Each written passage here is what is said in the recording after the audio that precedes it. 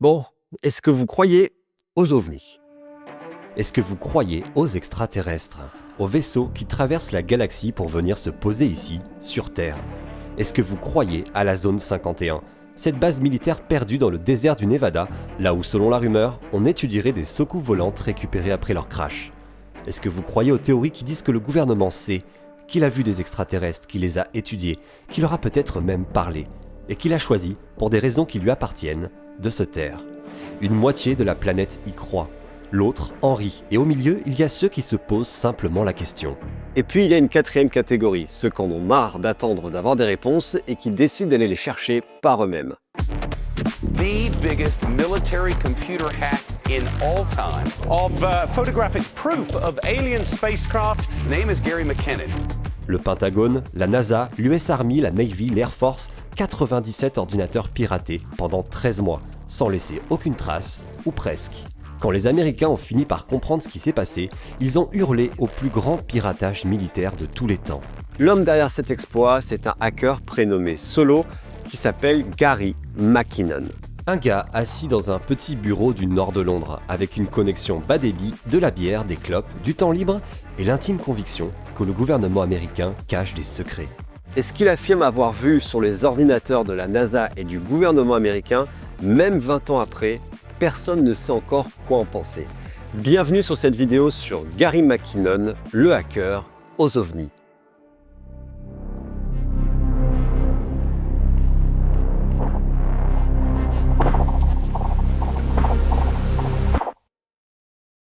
Pour comprendre comment un type seul a réussi dans une chambre ordinaire à se promener dans les ordinateurs du gouvernement américain, il faut revenir à Glasgow, en Écosse, en 1966.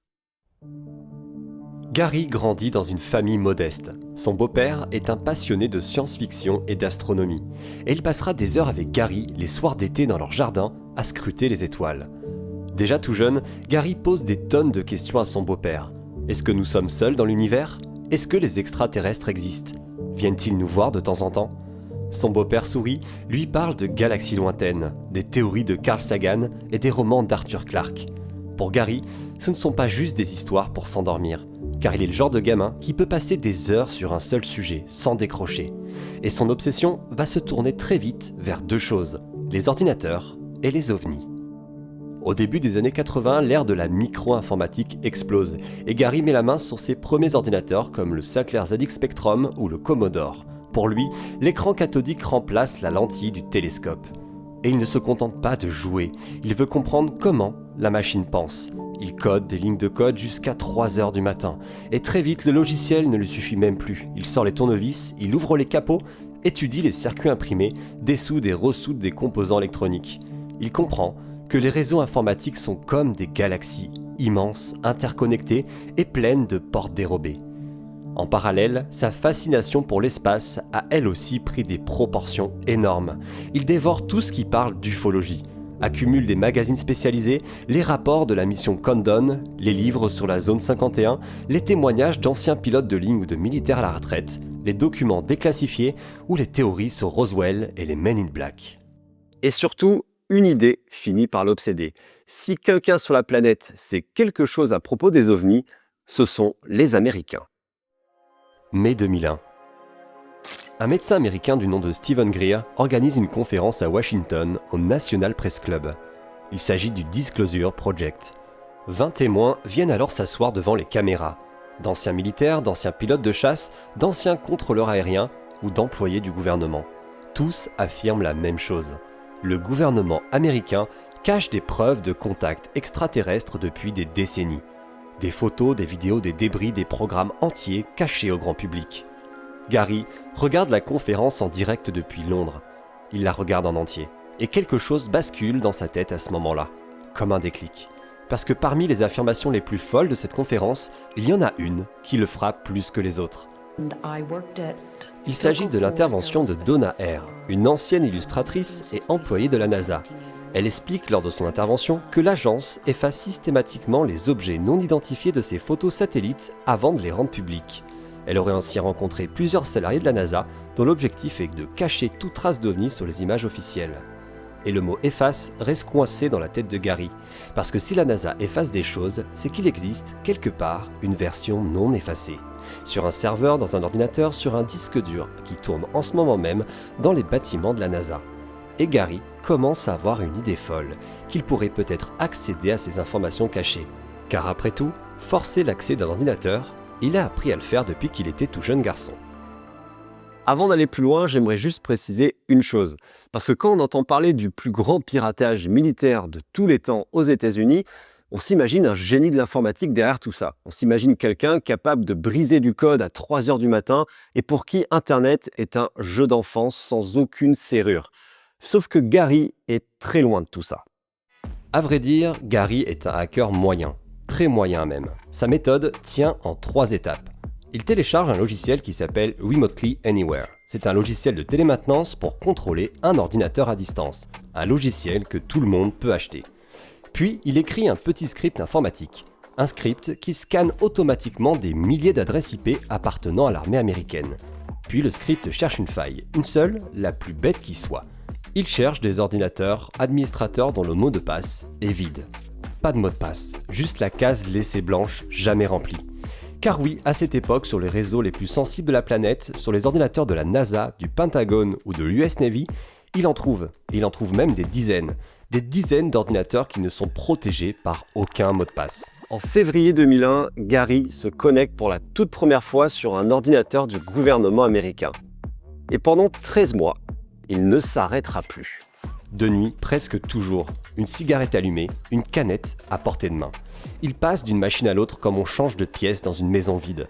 53 ordinateurs de l'US Army, 26 de la Navy, 16 de la NASA, 1 du département de la Défense. Il explore, il fouille, il lit, il télécharge des documents qu'il juge intéressants, les range dans des dossiers sur son disque dur. Il passe parfois 12 heures d'affilée connecté à fouiller.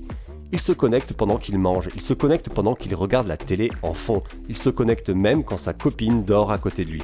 Il en oublie presque de dormir. Et un soir, il affirme être tombé sur quelque chose. Juillet 2001.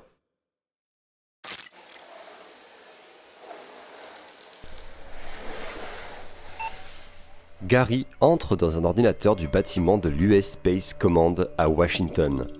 Et il y fait une découverte troublante. Sur le bureau de cet ordinateur, il y a une feuille de calcul Excel, un simple fichier .xls. Le titre en haut du document « Non-Terrestrial Officers », officiers non terrestres.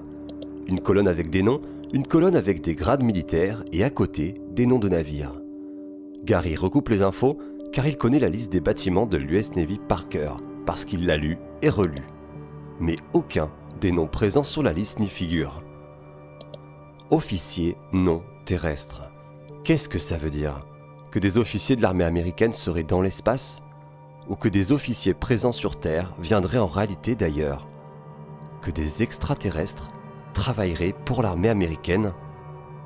Et quelques clics plus tard, il tombe sur un autre fichier tout aussi bizarre.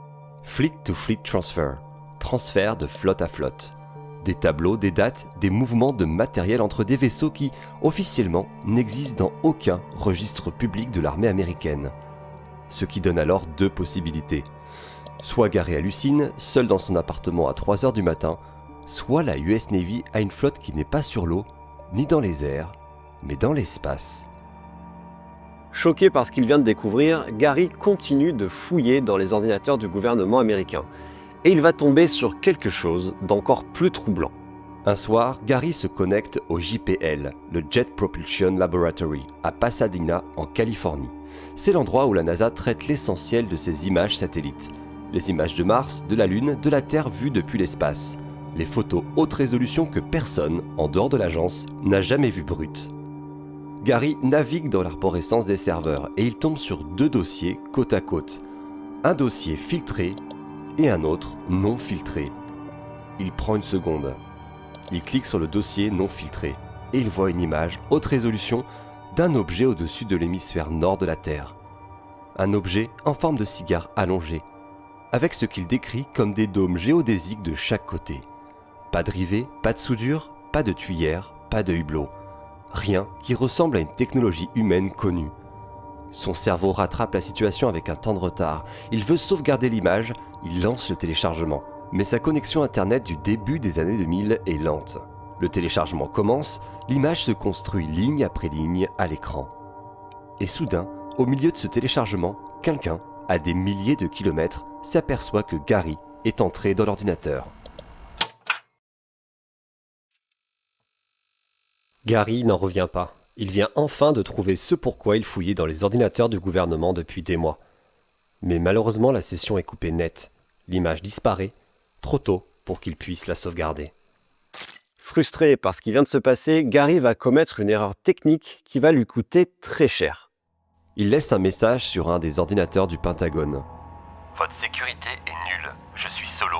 Je continuerai à semer le chaos au plus haut niveau. » À partir de ce moment-là, les Américains ne cherchent plus juste une intrusion anonyme. Ils cherchent une personne, un pseudo, un style, une signature.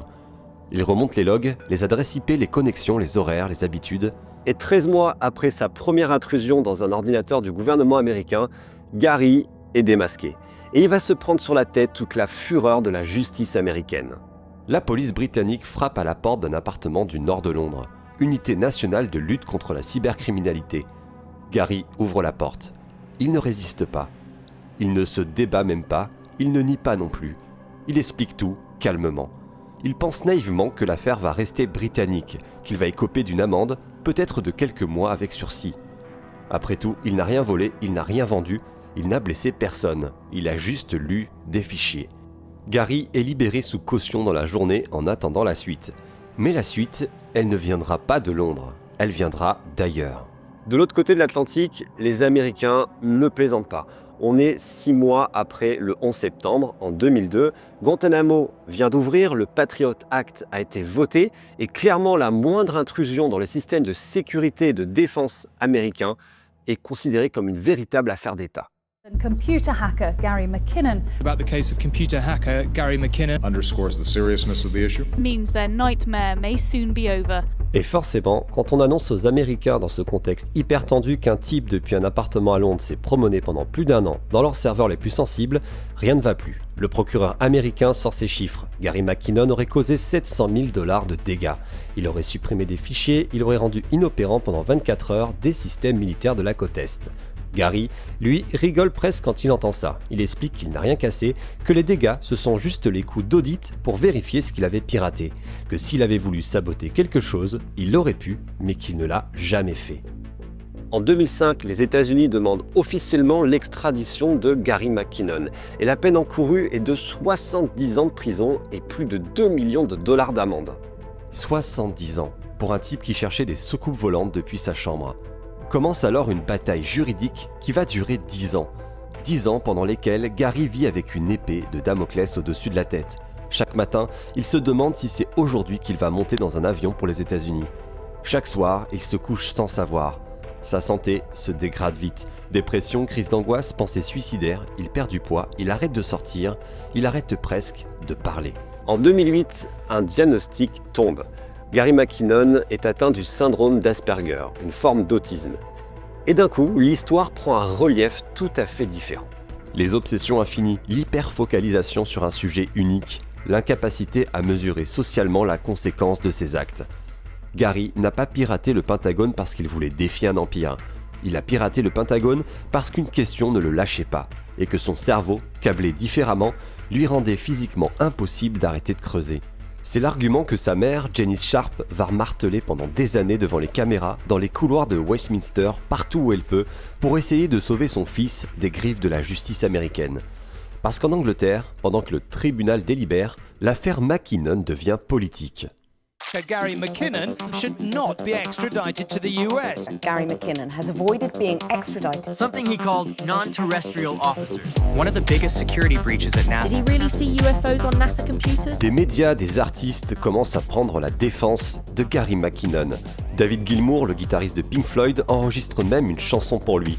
Chrissy Hynde chante dessus, des acteurs, des écrivains, Sting, Bob Geldof, Julie Christie, Terry Waite, tous signent des pétitions pour le défendre. Un journal anglais lance même une campagne. Des députés montent au créneau pour le défendre, à gauche comme à droite. Parce que l'idée qui commence à prendre dans l'opinion britannique, c'est que le Royaume-Uni est en train de livrer un citoyen fragile, autiste, à la justice étrangère d'un autre pays qui paraît totalement démesuré par rapport à ce qu'il a fait. Et tout ça pour avoir lu des fichiers, sans mot de passe, sur des ordinateurs qui avaient laissé leurs portes ouvertes. Et pendant ce temps, Gary continue de dire la même chose à chaque interview qu'il accepte. Ce n'est pas moi qu'il faut regarder, c'est ce qu'il y avait sur ces ordinateurs. Les fichiers Excel sur des officiers de l'armée extraterrestre, les transferts de flotte à flotte, les dossiers d'images filtrés par la NASA pour cacher des ovnis.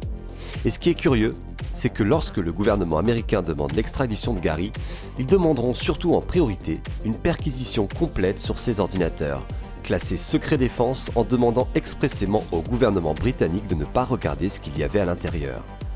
Qu'est-ce que les États-Unis ont de si important à cacher ? 16 octobre 2012. Theresa May, celle qui deviendra la future première ministre britannique, va prendre la parole. Elle va indiquer que le gouvernement britannique refuse l'extradition de Gary McKinnon. Motif officiel, le risque que Gary, vu son état mental, commette l'irréparable s'il est envoyé dans une prison américaine. C'est l'argument légal, ce n'est pas un débat sur ce qu'il a vu, ce n'est pas un débat sur les ovnis. C'est un argument de santé publique. Les Américains sont furieux, ils protestent diplomatiquement. Mais c'est fini. Quelques semaines plus tard, le procureur britannique décide à son tour de ne pas poursuivre Gary sur le sol national, faute d'éléments transmis par les États-Unis. Encore une fois, les Américains demandent une extradition, la main mise sur les ordinateurs de McKinnon, mais ne diront jamais clairement pourquoi ils le souhaitent. Quoi qu'il en soit, Gary est libre, 10 ans, 8 mois et quelques jours après sa première connexion. Libre, mais marqué. Il n'a plus le droit d'utiliser un ordinateur connecté sans surveillance. Il n'a plus de passeport. Il ne quittera plus jamais le Royaume-Uni.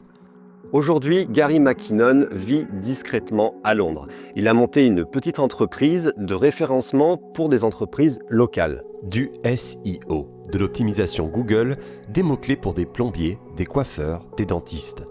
Les moteurs de recherche. C'est un peu ironique pour un homme qui, un jour, a cherché beaucoup plus haut. Il donne, encore une fois, des interviews à la télévision britannique, à des podcasts spécialisés, à des documentaires. Et Gary répétera toujours la même chose, exactement dans les mêmes termes. Les officiers non terrestres, le vaisseau en forme de cigare, les transferts de flotte à flotte. Personne ne l'a jamais filmé en train de hacker. Personne ne peut réellement vérifier ce qu'il affirme avoir vu.